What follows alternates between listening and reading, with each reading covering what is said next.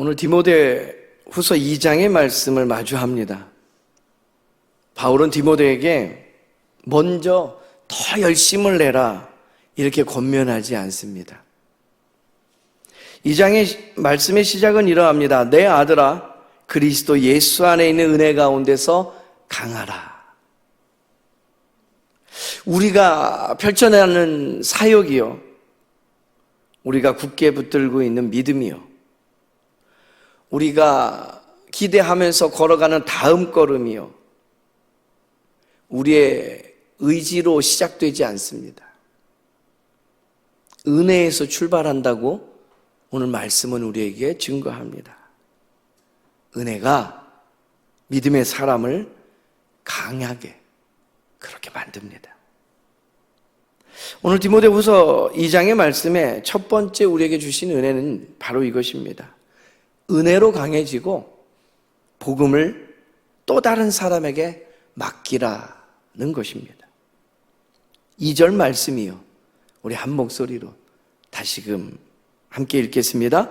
또 내가 많은 증인 앞에서 내게 들은 바를 충성된 사람들에게 부탁하라. 그들이 또 다른 사람들을 가르칠 수 있으리라. 아멘. 하나님께서 바울을 통해 복음 사역의 방법을 우리에게 제시해 주고 계십니다. 조금 전 읽었던 2절 말씀을 보면 여기에는 네 겹의 흐름이 있음을 보게 되지요. 바울이 디모데에게 복음을 전합니다. 그리고 바울은 디모데에게 충성된 사람들에게 부탁하라고 이야기합니다. 그러면 그 충성된 사람들이 어떻게 해요? 또 다른 사람들을 가르치게 될 거라, 이렇게 들려주시오. 우리가 받은 이 복음이요, 우리가 지켜가고 있는 이 믿음이요, 내가 잘 지키면 되는 줄 우리는 알았어요. 그런데 그것을 뛰어넘어서 다른 사람들에게 맡겨서 이어가게 하는 사명이 우리에게 있더라라는 거지. 신앙은 이처럼 전수되는 것입니다. 신명기 6장의 말씀을 보면요, 하나님께서 이스라엘 백성들에게 자녀들에게 부지런히 가르치라고 명령하셨습니다. 시편 78편의 말씀에 그 노래를 보게 되면 후대에 전하여서 그들도 하나님께 소망을 두게 하라라고 우리에게 가르쳐 주셨습니다. 신앙은 내게만 주어진 게 아니에요. 그런데 우리의 이 믿음의 영역은 자꾸 나한테 멈추게 해요. 내가 은혜 받으면 되고, 내가 감사하면 되고, 그것만으로도 족하다 생각하게 만들어요. 근데 말씀은 어느 한순간에도 그렇게 멈춰진 적이 없습니다. 우리가 가지고 있는 이 믿음은 한 세대에서 멈추면 약해질 수밖에 없어요. 복음이 이어지면 강력해지는 줄 믿습니다. 명절을 앞두고 이 말씀을 깊이 한 번 더 새길 수 있게 되길 바랍니다. 그리고 보면 예수님의 이 땅에서의 걸음 또한 그러하셨습니다. 군중만 모아서 그 많은 운집한 사람들 속에서 족하다 말씀하신 적이 단 한 번도 없으셔요. 예수님은요, 그 수많은 무리들 중에서 제자들을 세우셔서 예수님께서 하신 일과 하나님 나라에 대해서 가르쳐 전하게 세워주셨습니다. 함께 머무셨고요, 보내셨고요, 마침내 가서 제자를 삼으라, 이 신앙 전수의 길을 사명으로 제자들에게 부어주셨음을 기억하게 됩니다. 오늘 이 새벽 우리에게 던져지는 도전의 질문이 바로 이것입니다. 나는 은혜를, 내가 받은 이 사명을, 이 믿음을, 이 감사를 누구에게 맡기고 있는가? 깜짝 놀랄 만한 이야기입니다. 우리는 이 영역에 많이 생각하지 않아요. 내가 감사하는 사람이면 됐지 뭐. 내가 예배하고 살면 이거 은혜지 뭐. 단 한순간도 하나님은 그러나 우리에게서 그 복음이 그 은혜가 멈추게 바라셨던 적이 없다라는 거죠. 여러분, 내 신앙이 내 안에만 맴돌기 시작하면 그건 깊이 뿌리 내리지 못해요. 견고해지지 못해요. 그리고 또 다른 누군가, 심지어 우리 다음 세대는 빈손이 되고 마는 거예요. 내가 받은 복음을 충성된 사람들에게 다시금 바통으로 이어주십시오.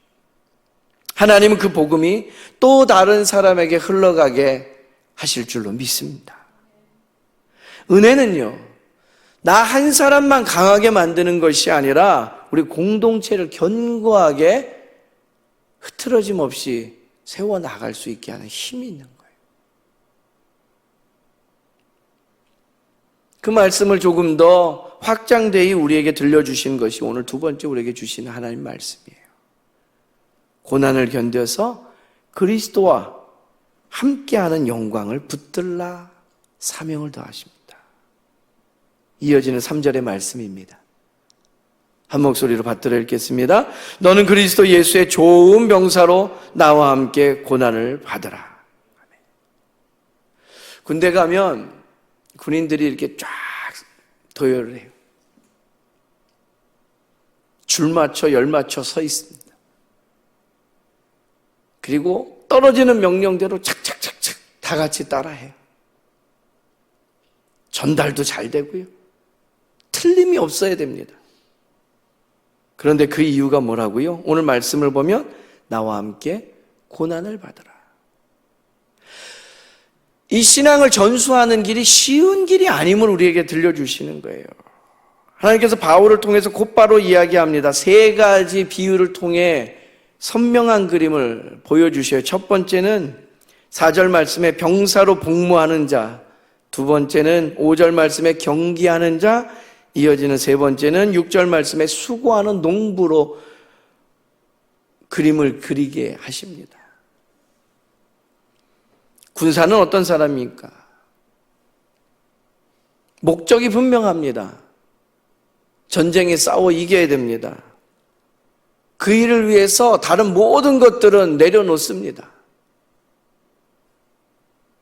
세상 일에 얽매이지 말라라는 거예요.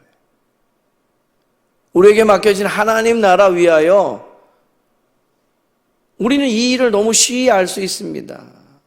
청년의 때에 나라의 부름을 받아 군사로 어느 일정 기간을 복무하는 우리 아들들을 보면 알잖아요. 그렇게 살아가야 돼요. 그 일이 쉬운 일은 아닙니다. 그러나 성스러운 것이기에 우리는 기꺼이 아들들을 파송합니다.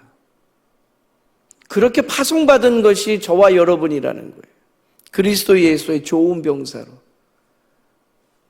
우리가 이 땅을 병사로 그리스도의 군인으로 그렇게 살아가는가, 정말 세상에 얽매이지 않고 살아가는가 돌아보게 하시는 말씀이에요. 경계하는 자요, 법대로 해야 마침내 면류관을 얻습니다. 신앙은 곁다리 걸치면서 대충 하면서 때우는 것이 아니란 얘기예요. 주님의 방식이 있습니다. 성경의 가르침대로 살아가야만 우리가 면류관을 얻을 수 있어요. 그런데 흘러가는 대로 따라가다 보면 어떻게 그냥 얻어지겠지 하는 그 막연함이 우리를 감쌉니다. 수고하는 농부는요, 마지막에 먼저 열매를 얻는 기쁨이 있습니다. 그런데 그 열매는 우리가 잘 아는 대로 시간이 필요합니다. 땀 흘렸다고 그 다음날 열매 맺지 않습니다. 인내 후에 찾아온다는 거예요. 우리가 그런 걸음을 걸어내는 사람들입니다. 바울은 자신이 그 증거가 된다고 오늘 말씀에 증거해요. 나는 매였지만 이라고 이야기하면서 9절 말씀에 보면 하나님의 말씀은 매이지 아니하였다라고 선포합니다. 할렐루야. 환경이 복음을 묶는 것 같아도 복음은 우리에게 길을 열어주고 막힌 길을 뚫어주며 믿음대로 살게 합니다. 그리고 이어지는 11절에서 13절까지 말씀을 보면 미쁘다 이 말이요. 확실하다는 거예요. 뭐가? 우리가 주와 함께 죽으면 주와 함께 살 것이다. 함께 왕노릇하게 될 것이다. 고난은 끝이 아니라 함께 왕노릇하는 소망으로 이어지는 통로가 된다는 것을 우리에게 알려주며 기대함으로 살게 하지요. 예수님께서 이 땅에 오셔서 겟세마네에서 땀방울이 핏방울이 되도록 기도하시면서도 십자가를 끝까지 지셨습니다.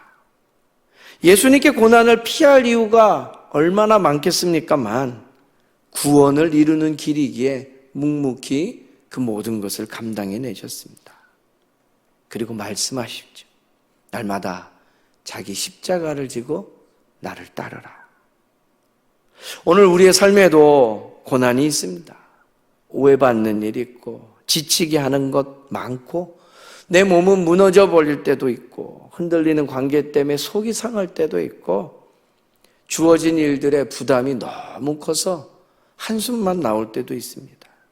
그런데 하나님께서 오늘 바울을 통해 우리에게 말씀하십니다. 8절 말씀의 하반절이요. 예수 그리스도를 기억하라. 사역을 기억하라고 얘기하지 않습니다. 상황을 분석하라고도 말씀하지 않습니다. 예수님을 기억하라. 고난의 한복판에서 우리가 붙들 수 있는 것은 내가 버티는 힘이 아니라 나를 붙드시는 예수 그리스도의 신실함 때문이라는 거죠. 그 주님을 기억하면서 우리에게 주어진 믿음의 길 온전히 걸어낼 수 있는 저와 여러분 되기를 간절히 소망합니다.